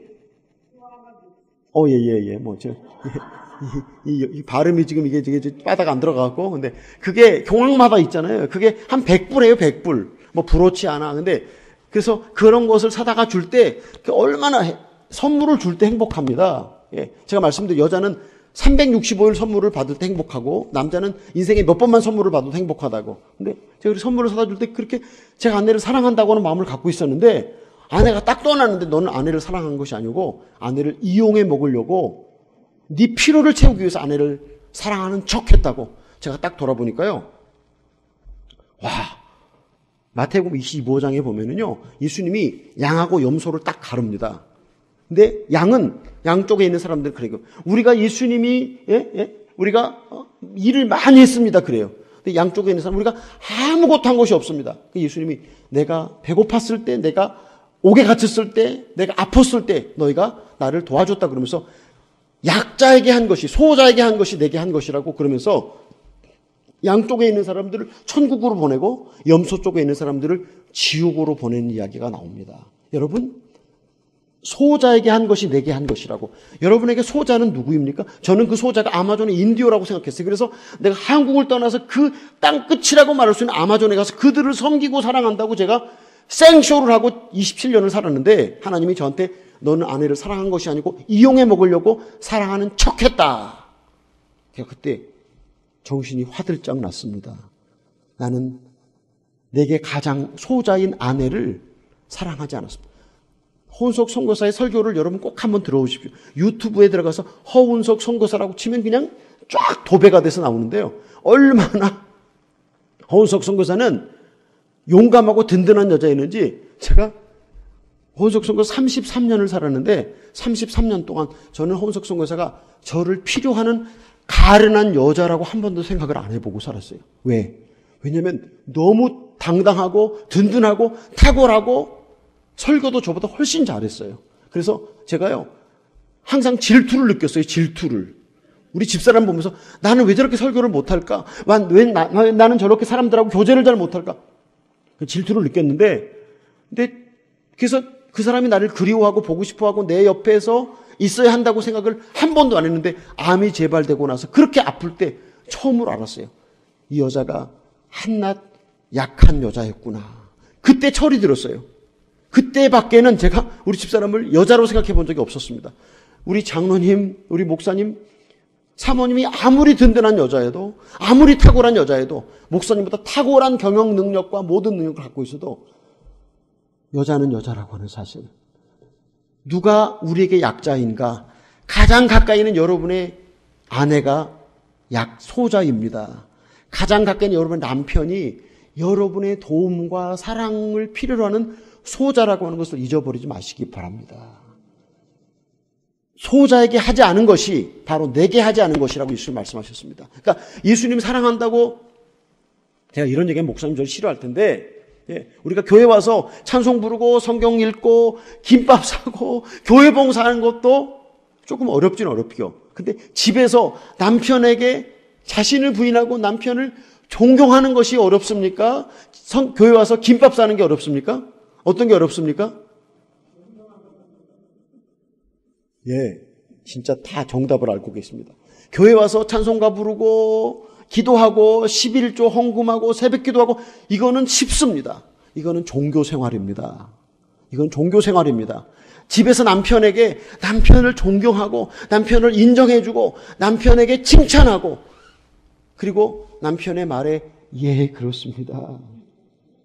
가정을 세우는 것은 여자라고 그랬습니다. 그렇게 하는 건 진짜 어렵습니다. 그런데 그것은 못하고, 그것은 안 하고 교회 와서 열심히 신앙생활 잘하는 것은, 불교인들도 다 이렇게 하고요. 유교민의 사람도 어떻게 합니까?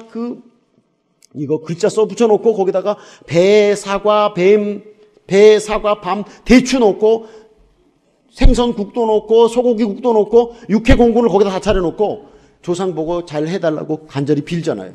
이건 누구나 할 수 있는 일입니다. 예수님 말씀하신 거, 내 제자가 되라.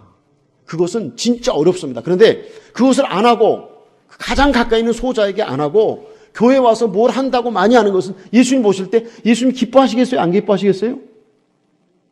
예수님 안 기뻐하십니다. 목사님들이 제가 이런 소리 하면 다 싫어하는데, 근데 남편에게 잘하고 남편에게 존경과 인정과 칭찬을 잘해주면서, 그리고 교회에 나와서, 근데 그렇게 할 때 잘 안 돼요. 우리 본성이라고 하는 게 누구를 칭찬하고 인정하고 안 되고, 내가 인정과 칭찬을 다른 사람에게 받기는 원해요. 받고 싶긴 하지만 내가 하는 거 잘 안 되거든요. 잘 안 될 때, 오 하나님 저는 죄인입니다. 이렇게 제 마음이 약해서 남편, 가장 나를 필요로 하는 소자에게도 잘 못하고 이런 죄인입니다라고 울고 회개하고 교회 와서, 하나님 제가 죄인입니다. 저는 무익한 종입니다라고 성경 읽고 기도하고 김밥 싸고 그러면 하나님이 기뻐하십니다. 아멘. 여러분이 다 그렇게 하시기를 바랍니다. 집에서, 학교에서, 직장에서 자신을 부인하고 십자가를 지면서 그런 삶을 잘 살고 교회 오셔서 성경을 읽고 기도하고 찬송하고 11조하고 헌금하면 하나님이 기뻐하시는 하나님의 사람들로 여러분 삶 속에 매일매일 주님이 동행하시는 것을 경험하게 되실 줄로 믿습니다. 제가 아마존에서 얼마나 하나님이 저희 자아를 죽이기 위해서 많이 노력을 하셨는지, 양파 껍질을 까잖아요. 껍질이 또 하나 나오잖아요. 또 하나 까면 또 하나 나오는 것처럼 계속해서 자아의 죽음을, 자아가 죽도록 하나님이 축복해 주셨습니다. 제가 뒤를 딱 돌아보니까, 불같은 하나님의 역사가 우리에게 있었구나. 불같은 하나님의 역사가 우리에게 있었구나. 그 불같은 역사가 기쁘고 감사한 역사가 아니라 내가 싫어하는 것만 하나님이 꼭 나한테 열어 보이셔갖고 회개하라고 그러고 우상을 제거하라고 그러고 그렇게 하셨습니다. 근데 돌아보면서 불같은 역사였구나. 우리가 만일에 다시 태어난다면, 다시 태어날 일이 절대 없지만 성경에는 죽은 후에는 심판이 있고 다시 태어난다는 얘기가 절대 없습니다. 그런데 만에 하나 우리가 다시 태어난다면 우리는 아마존 선교사가 되어서 형제들을 사랑하고 주님을 사랑하고 그 아마존 환경 속에서 주님을 섬기고 싶다고 저하고 제 아내가 이야기를 같이 나눴습니다. 이제 우리 사랑하는 성도님들의 자아를 어떻게 해결할 것인가 제가 얘기하고 있습니다. 우리 성도님들에게 제일 고통스러운 부분이 지금 무엇입니까? 제일 어려운 부분이 무엇입니까? 제일 어려운 부분, 고통당하고 있는 그 부분, 그게 왜 고통스럽게 여러분에 다가오는지 아십니까? 여러분에게 고통스럽게 다가오는 부분은요, 여러분이 여러분을 사랑하기 때문에 그렇습니다. 세상을 사랑하기 때문에 그렇습니다. 예수님이 사도 요한이 이렇게 얘기합니다. 세상을 사랑하지 말라.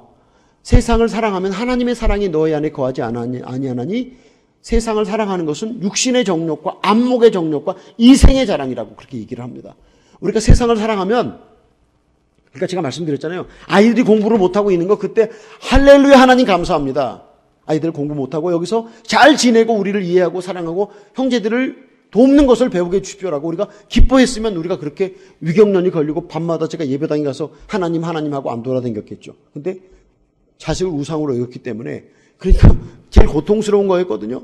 근데 우리 성도님들 삶 속에서 우상이 있을 것입니다.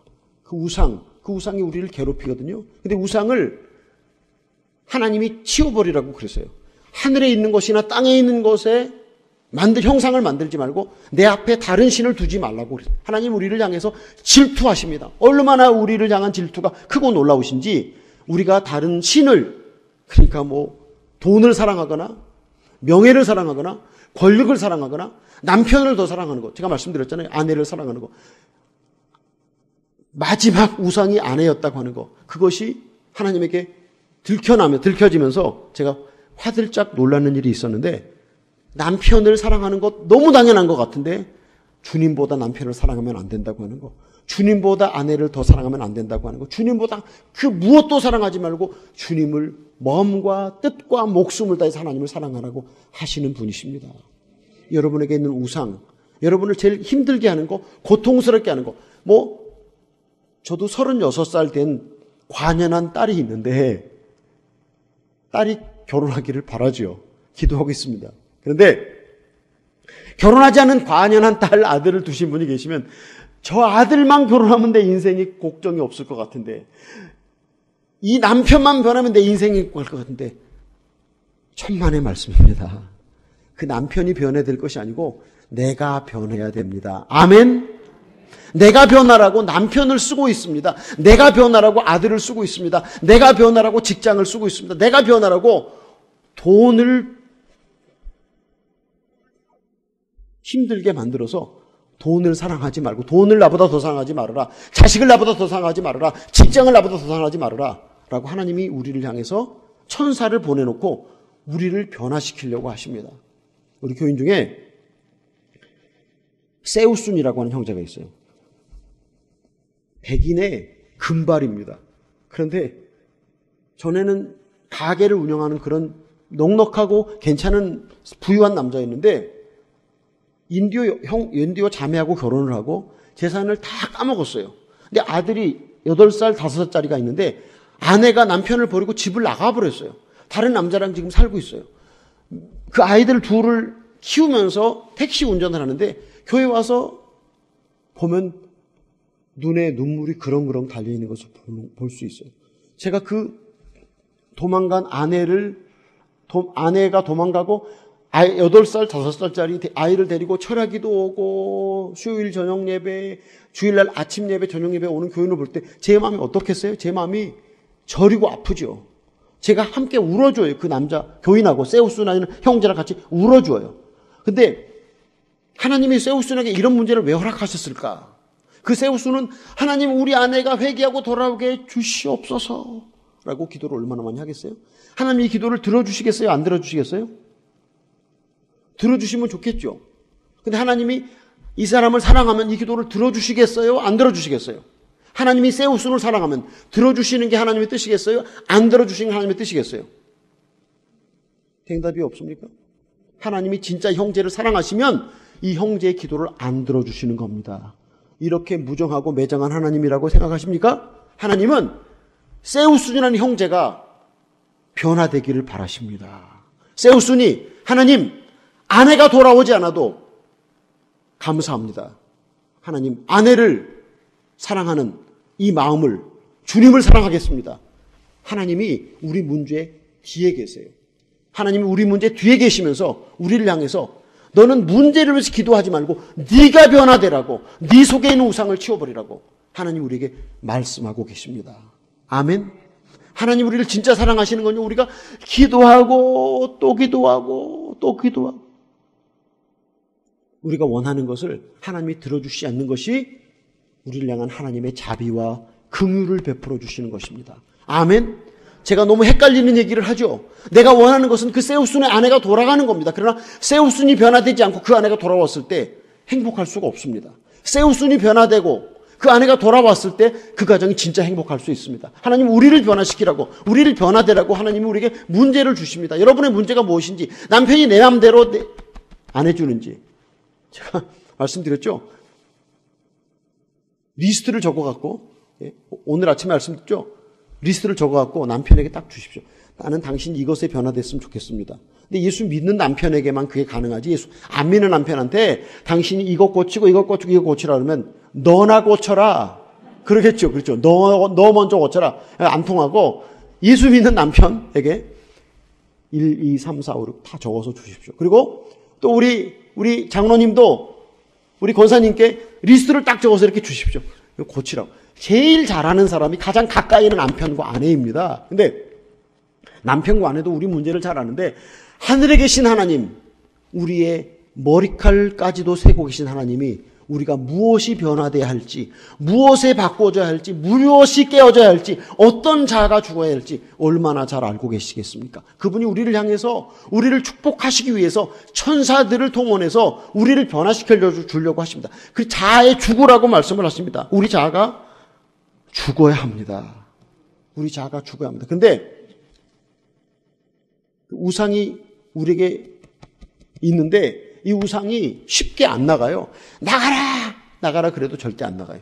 언제 나가느냐? 우상이 언제 우리에게서 나가느냐면 우리가 그 우상으로 인해서 돈도 손해를 보고 시간도 손해를 보고 내가 마음도 뺏기고, 우상은 우리를 조절합니다. 조절. 우상이 우리를 조절하는데 그 조절에서 내가 뺏겼던 시간과 금전과 모든 것을 하나님 제가 회개합니다라고 하는 그 회개가 처음부터 끝까지 계속 될 때 그것이 다 내가 회개로 열매를 따잖아요. 열매를 따는 것은 다시 꽃이 피고 열매가 열립니다. 그 뿌리를 끄집어내야 되는 이 뿌리를 끄집어내는 것은 우리 회개에 달려 있습니다. 우리가 그 우상을 섬기면서 우리가 얼마나 손해를 보았고 우리가 악을 행했고 문제가 있었는지를 처음부터 끝까지 다 우리가 토해내면 뿌리가 뽑혀서 그 우상이 우리에게서 떠납니다. 한 개의 우상이 떠나면 그 다음에는 또 다른 우상이 우리 앞에 나타납니다. 모든 것에 7가지의 모든 것. 이스라엘 백성들이 가나안 땅에 들어갈 때 하나님이 가나안 족속을 어떻게 하라고 하셨습니까? 같이 잘 살아라 그랬습니까? 아니면 어떻게 하라고 그랬습니까? 이스라엘 백성의 가나안 족속을 진멸하라고 그랬어요. 씨도 남기지 말고 다 죽여버리라고 그랬어요. 우리 속에 있는 이 7개의 죄악은 씨도 남기지 말고 우리 안에서 사라져야 하는 것들입니다. 우리 자아가 완전히 죽어야 그리스도만을 위해 살 수 있습니다. 그래야만 우리가 예수님 안에서, 예수님으로 인해서 그리스도만을 위해서 주님의 영광을 위해 살아드릴 수 있습니다. 목숨을 다해서 뜻을 다해서 마음을 다해 사랑하라고 그랬습니다. 자아가 죽지 않고는 하나님을 이용해서 내가 잘 먹고 잘 살기를 바라는 것이 우리 인간의 마음입니다. 자아가 완전히 죽어야만 순수할 수 있습니다. 자아가 완전히 죽지 않은 자아는 순수할 수가 없습니다. 언제든지 내 이익과 내 욕심을 위해서 누군가를 이용하기 위한, 사람들이 저한테 그래요. 저는 누구를 이용해 먹고 싶은 생각은 없습니다. 제 아내를 이용하다니 말도 안 됩니다. 자아가 완전히 죽으면 내가 몰랐었구나. 나는 내 아내를 이용하고 내 남편을 이용하고 자식을 이용하고 그렇게 이기적인 인생을 살았구나를 회개할 수가 있습니다. 초대교회 교인들은 그런 어려운 상황 속에서 자아를 죽음에 넘기고 싶어 했습니다. 구원과 영생이 얼마나 소중한 것을 알았기 때문에 그들은 자아가 죽기를 소원하고 로마 지하 무덤에 들어가서 살았습니다. 그리고 그들은 천국을 소유할 수 있었습니다. 우리 사랑하는 성도님 여러분, 예수님만을 위해 살려면 예수님의 제자가 되어야 합니다. 하나님, 제가 내 모든 것을 잃어버려도 저는 주님의 제자가 되기를 원합니다. 하나님, 제가 이 땅에서 불행하게 되고 내 목숨을 빼앗긴다고 할지라도 하나님, 저는 주님을 따르는 제자가 되겠습니다. 하나님, 제 자아가 모두 죽기를 원합니다. 하나님이 양파를 까듯이 첫 번째, 두 번째, 세 번째 우상이 다 제거되어지고 제 자아의 완전한 죽음을 원합니다. 라고 그렇게 고백하시길 예수님의 이름으로 축복합니다. 마가복음 10장 28절로 30절에 베드로가 이런 질문을 합니다. 예수님께. 예수님, 우리가 모든 것을 버리고 주를 따랐나이다. 그때 예수님께서 대답하십니다. 내가 진실로 너에게 이르노니 나와 복음을 위하여 집이나 형제나 자매나 어머니나 아버지나 자식이나 전토를 벌인 자는 현세에 있어 집과 형제와 자매와 어머니와 자식과 전토를 100배나 받되 박해를 겸하여 받고 내세의 영생을 받지 못할 자가 없느니라. 우리가 예수님 때문에, 복음 때문에 형제와 자매와 부모와 자식과 모든 것을 버린 사람은 이 땅에서 100배나 그 복을 받고 핍박을 겸해서 받고 영생을 얻는다고 예수님이 약속하셨습니다. 예수님은 우리에게 약속하시고 그 약속을 지키시는 분이십니다. 예수님은 우리가 지키지 않는 약속도 지켜주시는 분이십니다. 그 약속을 지키셔서 우리로 하여금 구원과 영생의 길에 그분과 함께 동행하기를 원하시는 분이 바로 우리 주님이십니다. 그리스도 안에 사는 사람은 자기를 죄인 중에 괴수라고 생각하는 사람입니다. 그리스도로 인해 사는 사람은 남편과 아내의 충고를 기뻐하는 사람입니다. 목사님의 충고를 기뻐하는 사람입니다. 하나님이 책망할 때 책망받던 모든 것들은 빛으로 나타나는 것을 알면서 책망받기를 사모하고 그래서 그리스도로 인해 살기를 바랍니다. 그리스도만을 위해서 살 수 있는 사람은 제자가 되는 사람이고 자아의 죽음을 기꺼워하는 사람입니다. 제가 내일 마지막으로 어떻게 하면 그리스도가 완전한 연합을 이루는가를 설교하고 싶습니다. 그리스도와 완전한 연합을 이루는 것이 주님이 우리에게 맡기신 사명이고 우리 개개인이 이루어야 될 완전한 목적입니다. 내일 아침에 그리스도와 완전한 연합에 대해서 설교하고 싶습니다. 아무쪼록 우리 사랑하는 성도님 여러분, 제자가 되는 일에 목숨을 거시기 바랍니다. 제자가 되는 일에 모든 소유를 버리고 나를 쫓지 않으면, 목숨까지 미워하지 않으면 내 제자가 되지 못한다고 그랬습니다. 제자가 되시기 바랍니다. 자아의 죽음을 기꺼이 주님께 드리시기 바랍니다. 그 자아에 죽지 않은 것으로 인해서 우리가 일평생 마귀의 종노릇을 하게 됩니다. 주님은 우리에게 마귀의 종노릇이 아니라 당신의 종이 되기를 원하십니다. 수고하고 무거운 짐진 자들아 다 내게로 오라. 내가 너희를 쉬게 하리라. 주님이 우리에게 주시는 짐은 쉬운 짐입니다. 기쁜 짐입니다. 감사한 짐입니다. 그러나 자아가 죽지 않은 영혼은, 죄를 지고 가는 영혼은 주님이 주는 멍에가 무거울 것이라고 생각하는데 전혀 그렇지 않습니다. 기도하시겠습니다.